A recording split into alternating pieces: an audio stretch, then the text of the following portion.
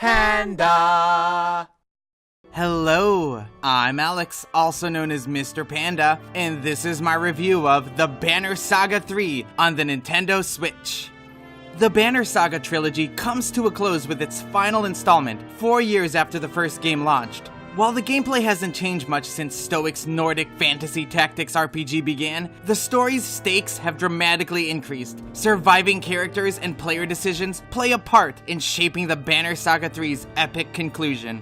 If you've played the trilogy's previous games, then it's an easy recommendation to see this journey through to its end. On the contrary, it would be difficult to start with the Banner Saga 3. Although there is a brief recap, you might get lost in the lore and likely won't be as invested in the characters or their dire plight, so newcomers will want to start from the first entry. Returning players can import their save file from the Banner Saga 2, as long as it's on the same system.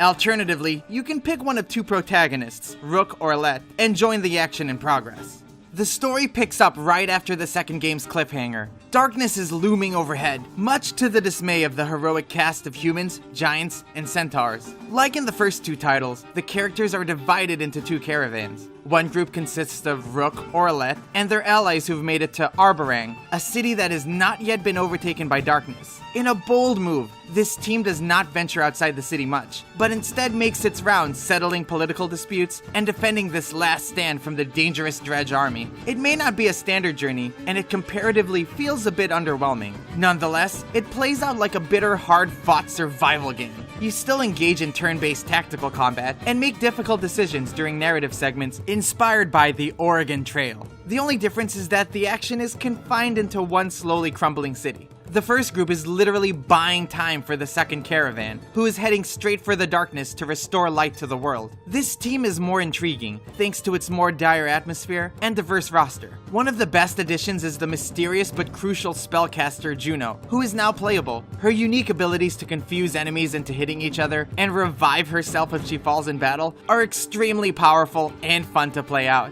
Other standout characters include a powerful and equally eccentric witch, and for some, playable Dredge creatures. This group also has an exclusive party-wide ability, the Valka Spear, that can invoke chain lightning on foes. It's a sharp contrast from the usual horn that grants heroes the willpower they need for stronger attacks, increased movement, and abilities. While you can get extra hits in with the Valka Spear, you have less room to squander your much-needed willpower. Combat is just as strategically engaging as in previous titles, but don't expect many updates. You and the opposing team still take turns moving around a grid-based battlefield, choosing to either target foes' armor to make them more vulnerable, or directly attack their health, which is proportional to their strength. Maps are tight to maneuver around, and interactive obstacles spruce fights up. These 6v6 encounters raise the stakes during the new wave battles, in which a turn limit steadily counts down. When it hits 0, a new wave of enemies ambushes the group, forcing the player to hastily kill foes to prevent this. If you achieve victory before the turn limit, you can either accept your win or continue fighting the next wave, able to switch out your tired fighters for fresh ones. I appreciate that this challenge not only grants brave players valuable rewards at a risky price, but also encourages full use of your roster.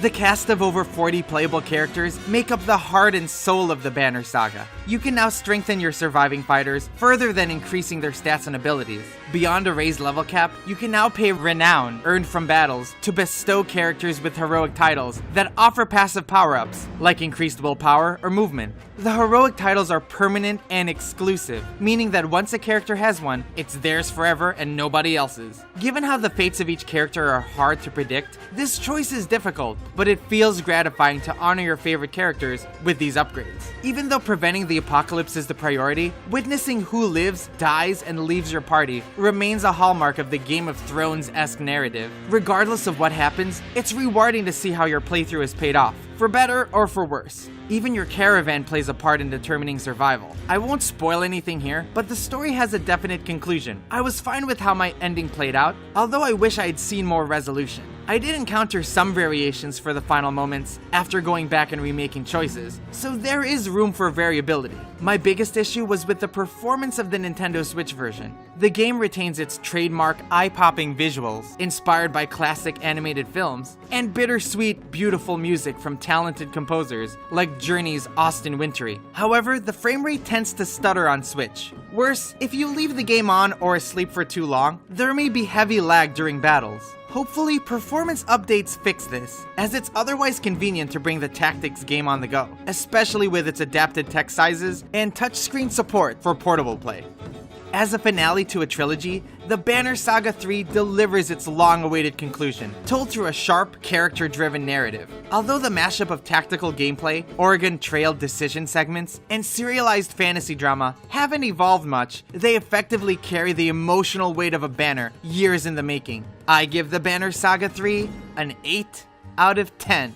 Thank you for watching. If you enjoyed it, it would help me so much if you liked the video and subscribe to my channel for more in-depth Nintendo reviews. I'd also love to know what you think of the Banner Saga in the comments below. Shout out your favorite characters and moments, though please be respectful of spoilers. This was Alex, aka Mr. Panda, and until next time, bye bye!